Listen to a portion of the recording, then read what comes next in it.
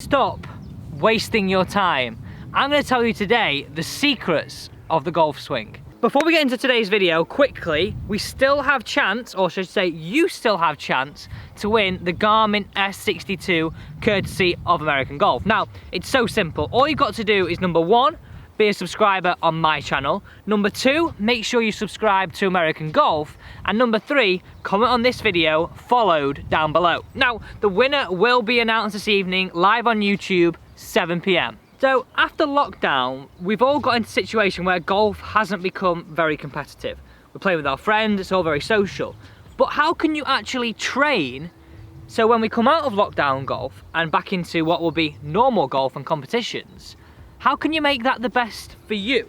Well, we're going to talk today in Training Tuesday about one of my favourite games I play with all clients we come on a playing lesson. It's called Deliberate Miss. This is Deliberate Miss, a fun, challenging game that works on every single aspect. It really works on your iron play, your accuracy off the tee, aiming on the green, short game and putting. So we're on the 11th here at Mottram, and you can see we've got a bunker short right, or well, I can see on my watch as well. And our aim on this hole is to score 5 points. So to score 5 points, I've got to hit it into the bunker. That is worth 2 points. And then if I get it up and down from there, that is worth a further 3. Next time you're out on your own or with friends, play this game. It's a great way for yourself or you and your playing partner to really start training a fantastically competitive golf game, no matter what level you're at.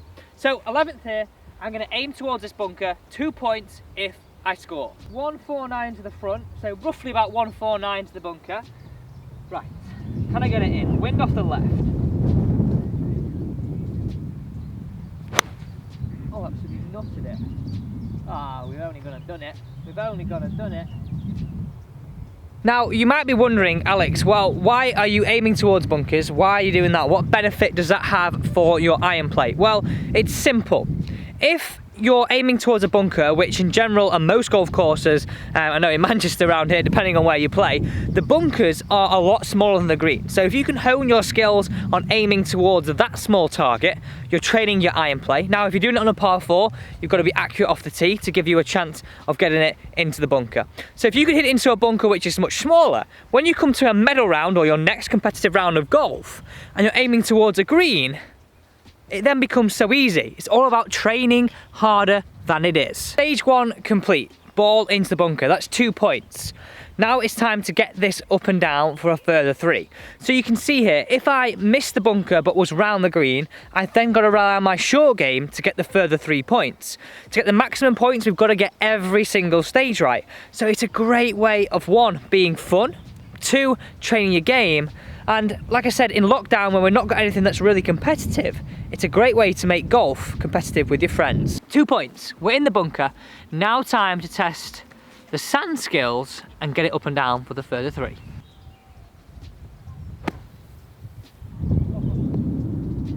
So I mentioned before, I'd done this drill with all my clients. Now, I've done this with high handicap players, low handicap players, and the feedback from it has been so good.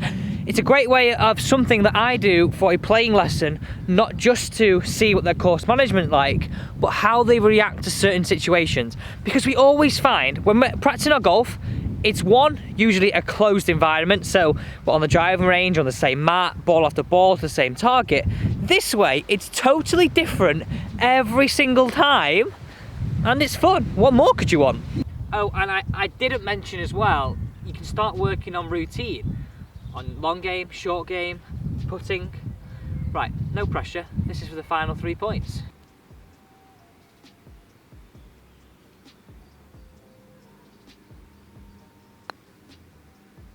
Come on! So that is this week's Training Tuesday.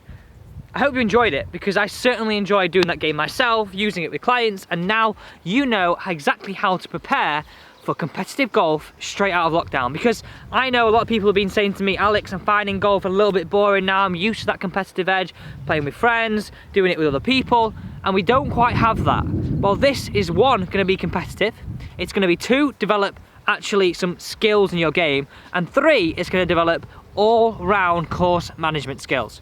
What more could you want? Oh, and finally, this is actually training for golf, not working on technique of where your little finger is. That part of today's video where we call out a few comments. So I looked at the comments yesterday and was replying to them and saw this one from KJ Burke, and I thought, well, it's going to help KJ, but it's also going to help you as well.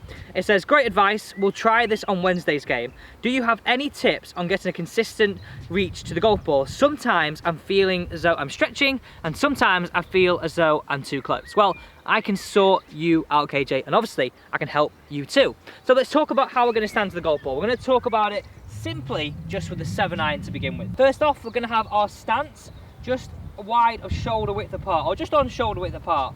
Flare the feet, keeping the legs straight. Grip the golf club, have the sole to the sky. Lower the golf club until it runs parallel from the ground. Now all I want you to imagine here, just going to tilt from the hips. Tilt from the hips until the club hits the ground. Simply now, what you're going to do is slightly bend the knees, shuffle it in, keeping a consistent distance. Now I've got consistent reach, I've got an athletic setup. This is going to help you be more consistent, this is going to help you feel more comfortable and more athletic over the golf ball. Now, I've been seeing a few of you have been calling me Coach Alex. I absolutely love that, by the way. Please keep doing that down below. Now, another comment, Dave Kersley, another great tip, top man Alex. Thank you, Dave. Dan Murphy, please let us know what club you're using and what loft. That came from a short game video that was up on Saturday, and it was a 56-degree wedge. Other ones from Craig Sharp, great tips, Alex. Simon Booth, great tips, great to hear. A golf pro with a personality. Hopefully someone's finding me funny, not just myself. So there we have it, that's Training Tuesday. Before you leave though, that big red button, don't forget to hit that, because one, you subscribe to the channel, become part of the family, and number two, you could get your hands on this. And as well, if you could do it for me, I'd really appreciate it. Hit that thumbs up button too. See you tomorrow on Wednesday Wisdom.